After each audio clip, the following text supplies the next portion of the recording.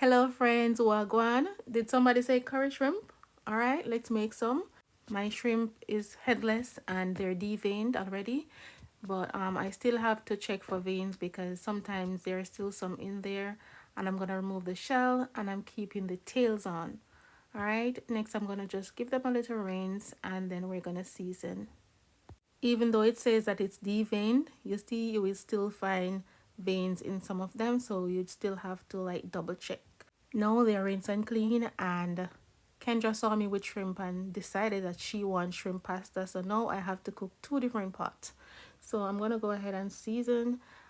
Basically just use whatever seasoning you have. I'm using Creole seasoning, I'm using dry herbs, and I'm using spicy all-purpose seasoning.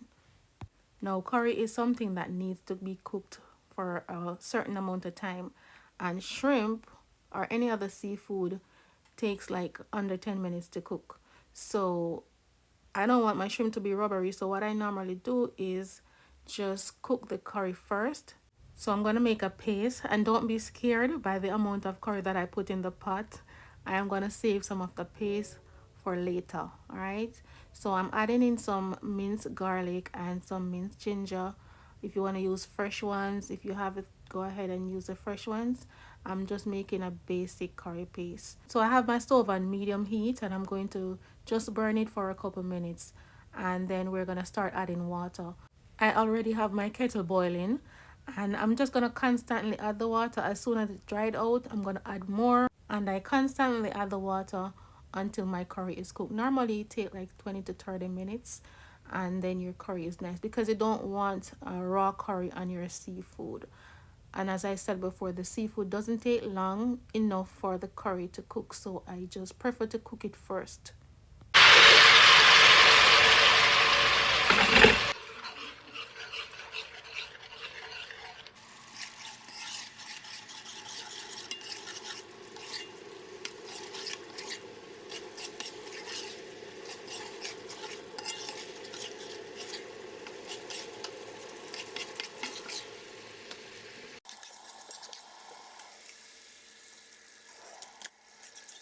So now I'm at the final stage of my curry paste. I'm just going to let it go down a little more.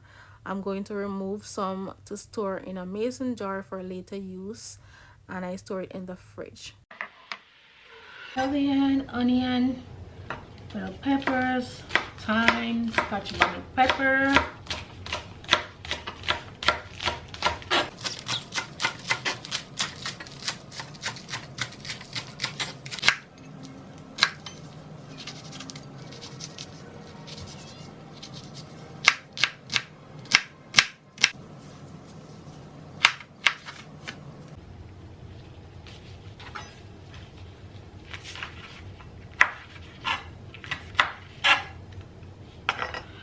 This depending on how spicy you want it. I can't have seafood without a little spice, but I'm not gonna overdo it.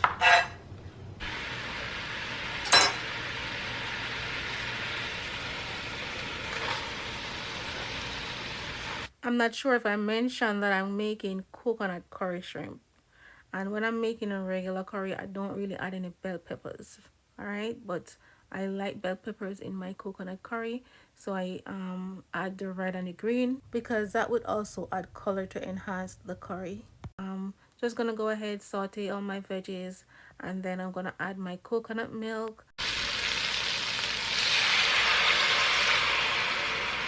Now the coconut milk needs some time to cook before we add our shrimp. Don't cook it for too long, otherwise it's gonna turn to oil. And then I have here some shrimp broth that I made. It's quite optional, but I just rinse and boil the shrimp shells with some dry herbs and spices. I'm adding just a little powdered seasoning. I had previously seasoned the shrimp, so we don't need a lot of seasoning.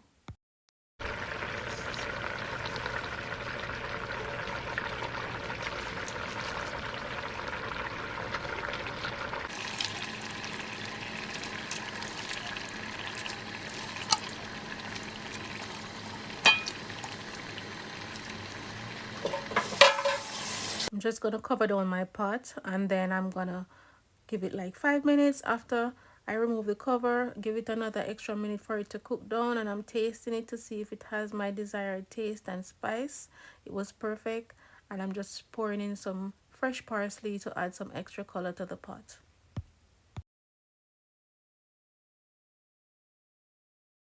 No, to all my Caribbean people or anywhere in the world that you're from, you know that curry goes perfect with white rice, like plain white rice, just a little butter, a little salt, water, that's it.